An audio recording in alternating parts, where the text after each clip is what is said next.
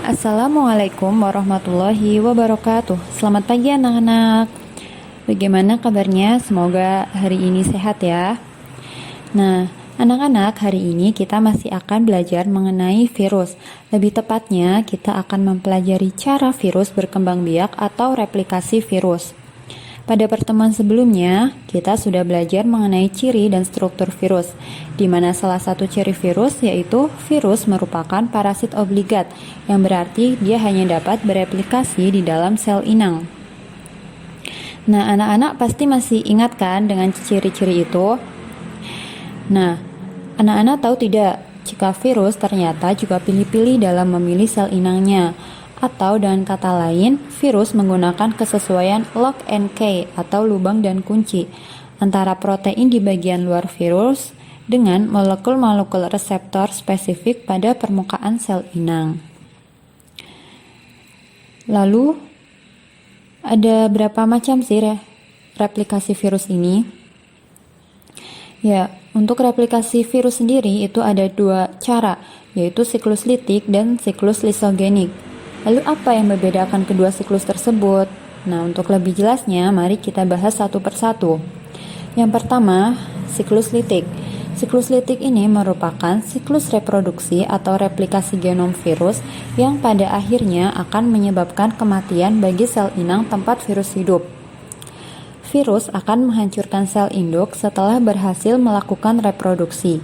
Intinya pada siklus litik ini adalah sel inang akan mati setelah virus berhasil bereproduksi. Yang kedua, ada siklus lisogenik.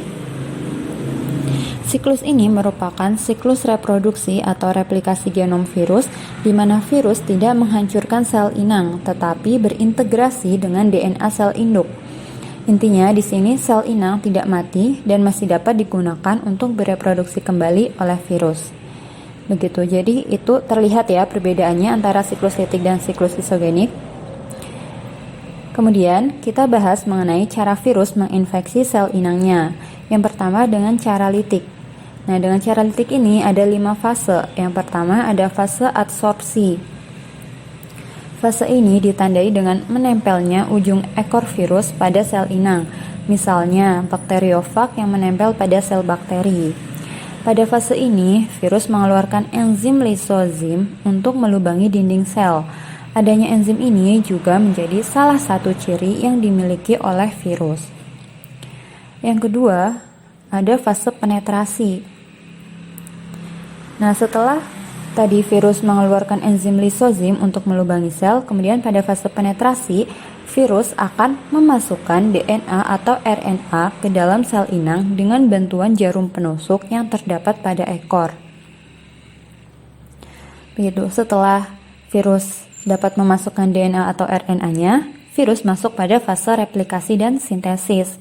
Nah, pada fase ini terjadi penghancuran DNA sel inang, sehingga membuat sintesis DNA bakteri bekerja.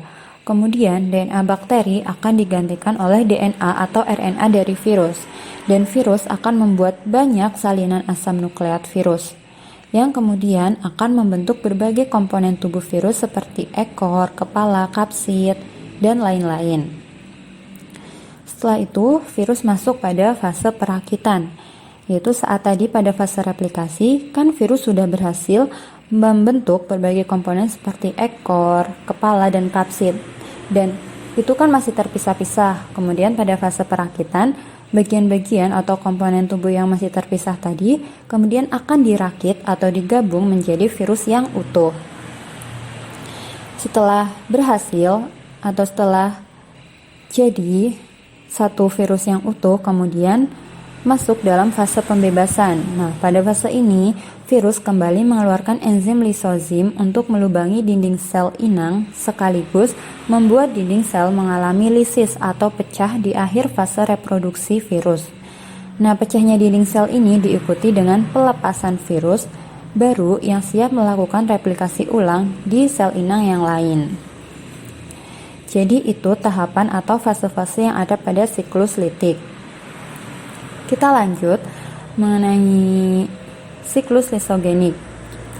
Nah, apa perbedaan dari siklus litik dan siklus lisogenik ini? Yuk kita bahas.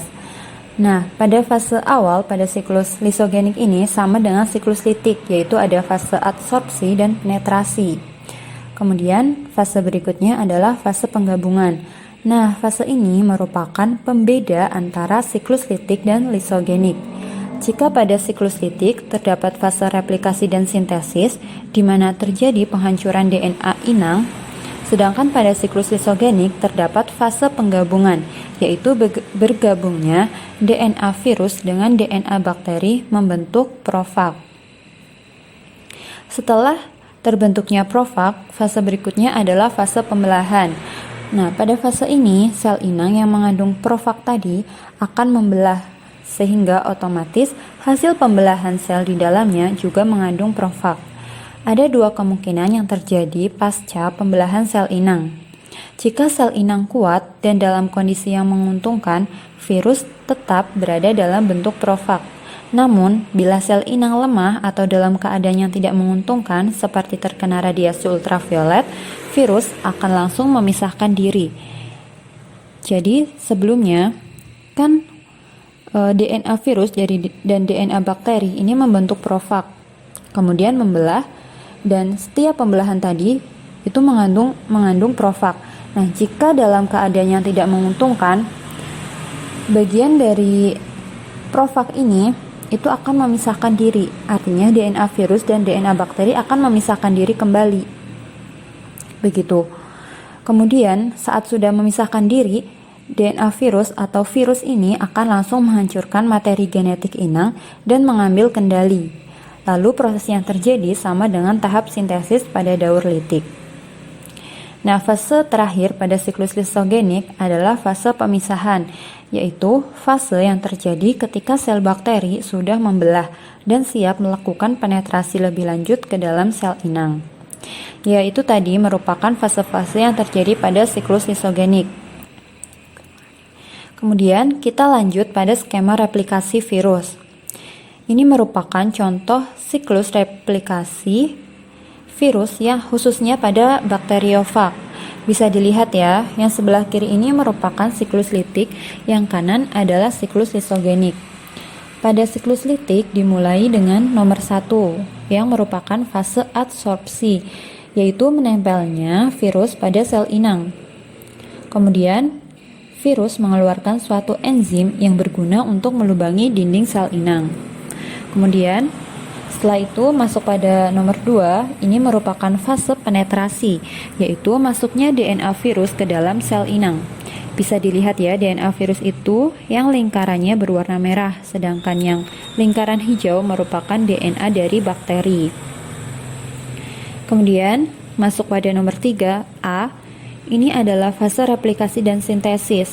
Pada fase tersebut terjadi penghancuran DNA bakteri dan digantikan oleh DNA virus.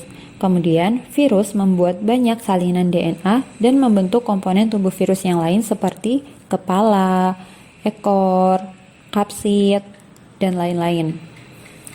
Kemudian masih pada nomor 3, A, juga terjadi fase perakitan, yaitu komponen-komponen virus tadi yang masih terpisah-pisah, kemudian dirakit menjadi virus yang utuh. Lanjut pada nomor 4A, ini adalah fase pembebasan, di mana pada fase ini virus kembali mengeluarkan enzim lisozim untuk melubangi dinding sel inang dan untuk menghancurkan sel inang tersebut. Penghancuran sel inang ini diikuti dengan pelepasan virus-virus baru, yaitu merupakan fase-fase dari siklus litik.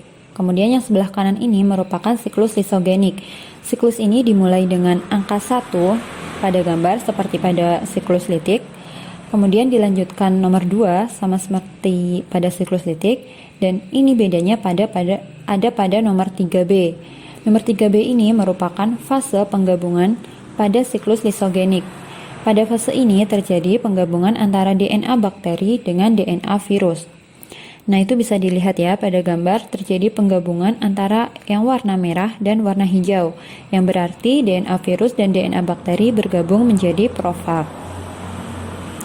Kemudian masuk pada nomor 4B, yaitu fase pembelahan. Pada fase ini terjadi pembelahan sel yang menghasilkan koloni bakteri yang mengandung atau terinfeksi profag. Kemudian nomor 5, ini merupakan fase terakhir pada siklus sistogenik. Nah, pada gambar ini itu terlihat ya terjadi pemisahan antara DNA virus dengan kromosom bakteri, yang berarti sel inang tersebut dalam keadaan yang tidak menguntungkan. Jika hal tersebut pada gambar terjadi, maka virus akan melakukan replikasi kembali dengan cara infeksi secara litik. Begitu. Nah, jadi seperti itu penjelasan mengenai replikasi dari bakteriofag. Bagaimana anak-anak, apakah mudeng atau malah mubeng? Ya, semoga anak-anak paham dengan penjelasan saya. Jika kurang paham, anak-anak bisa bertanya melalui Google Classroom. Setelah ini akan saya tayangkan mengenai cara virus menginfeksi sel inangnya.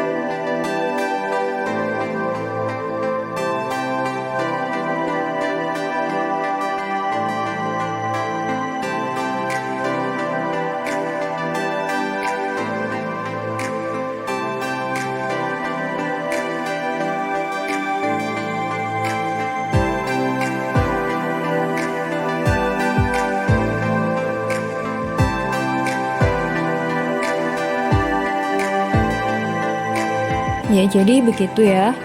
Kalian sudah melihat tentang bagaimana cara virus menginfeksi sel inangnya, dan semoga anak-anak paham. Sekian dari saya. Jika ada kekurangan saya mohon maaf. Terima kasih. Wassalamualaikum warahmatullahi wabarakatuh.